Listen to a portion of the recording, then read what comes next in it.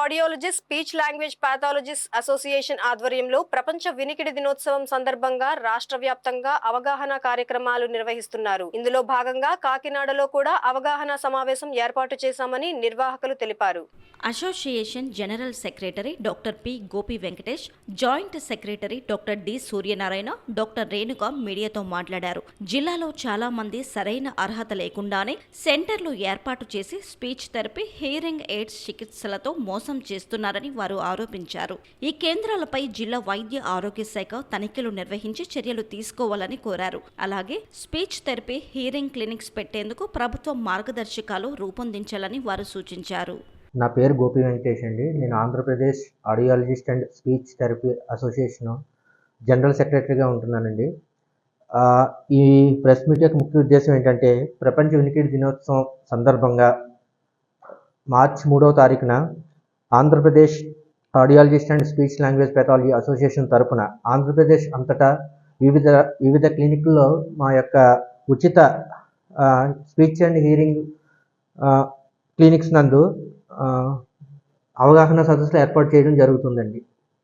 ఈ యొక్క అవకాశాన్ని ఆంధ్రప్రదేశ్లో ఉన్నటువంటి వినికిడి సమస్య ఉన్న ప్రజలందరూ కూడా వినియోగించుకుంటారని, మా అసోసియేషన్ నుండి వాళ్ళకి ఎటువంటి అవసరాలు ఉన్నా సరే మా అసోసియేషన్ సభ్యులందరూ కూడా వాళ్ళకి సహాయపడతారని ఈ సభాముఖంగా తెలియజేస్తున్నామండి. అండ్ ముఖ్యంగా ఈ యొక్క ప్రెస్ మీట్ పెట్టడానికి కారణం ఏంటంటే, మన ఉమ్మడి తూర్పుగోదావరి జిల్లాలో క్వాలిఫికేషన్ లేకుండా, అర్హత లేకుండా స్పీచ్ థెరపీ మరియు హియరింగ్ క్లినిక్స్ రన్ చేయడం జరుగుతుందండి. ఆ యొక్క క్లినిక్స్ కోసం మేము ఎన్నో పోరాటాలు చేయడం జరిగిందండి. ఇంతకుముందు కూడా ప్రతి గవర్నమెంట్ అఫీషియల్కి కానీ, డిఎంఎన్హెచ్ఓ గారికి కానీ, అలాగే హెల్త్ మినిస్టర్ గారికి మేము ఎన్నో వినతిపత్రాలు సమర్పించాము. కానీ వాళ్ళ నుండి మాకు సరైన రెస్పాన్స్ లేదండి. ముఖ్యంగా ఈ ఉమ్మడి తూర్పుగోదావరి జిల్లాలో క్వాలిఫికేషన్ అంటే BASLP, MASLP అర్హత లేకుండా చాలా క్లినిక్స్ రన్ చేస్తున్నారండి. ముఖ్యంగా చిన్నపిల్లల ఎదుగుదల కూడా లేకుండా పోతుంది అలాంటి క్లినిక్స్ వల్ల. సో వాళ్ళందరి కోసం మేము డిజేబిలిటీ వెల్ఫేర్ డిపార్ట్మెంట్ వారిని, అలాగే ఆంధ్రప్రదేశ్ ప్రభుత్వాన్ని కూడా మేము కోరుకుంటున్నామండి. ఇలాంటి క్లినిక్స్ మీద తక్షణమే చర్యలు తీసుకుని అన్క్వాలిఫైడ్ క్లినిక్స్ లేకుండా చేస్తారని మేము మీ పత్రికాముఖంగా తెలియజేసుకుంటున్నామండి. పేరు రేణుక. నేను audiologist and speech language pathologist. రేపు ప్రపంచ వినికిడి దినోత్సవం సందర్భంగా ఆంధ్రప్రదేశ్లో పలు చోట్ల వినికిడి కార్యక్రమాలు జరుగుతున్నాయండి. ఫ్రీ హియరింగ్ టెస్ట్లు అనేవి చేస్తున్నాము.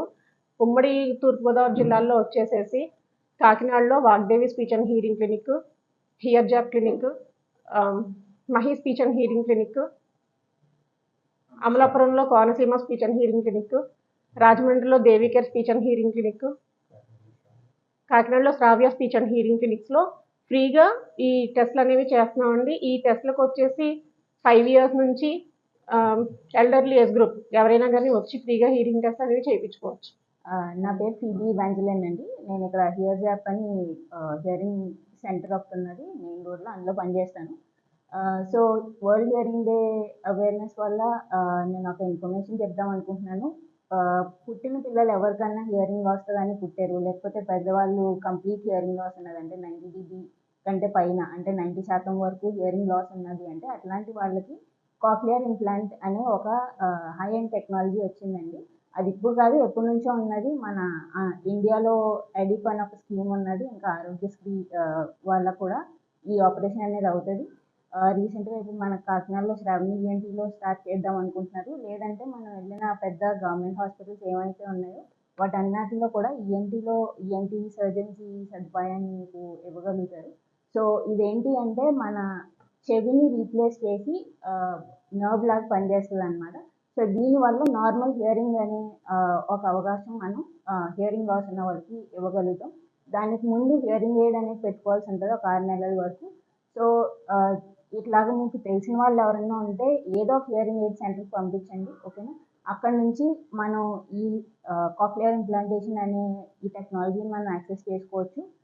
హియరింగ్ ఎయిడ్ అంటే ఆడియాలజిస్ట్ ఇంకా ENT డాక్టర్తో కలిసి మనం ఈ కాక్లియర్ ఇంప్లాంటేషన్ గురించి ప్లాన్ చేసుకోవచ్చు.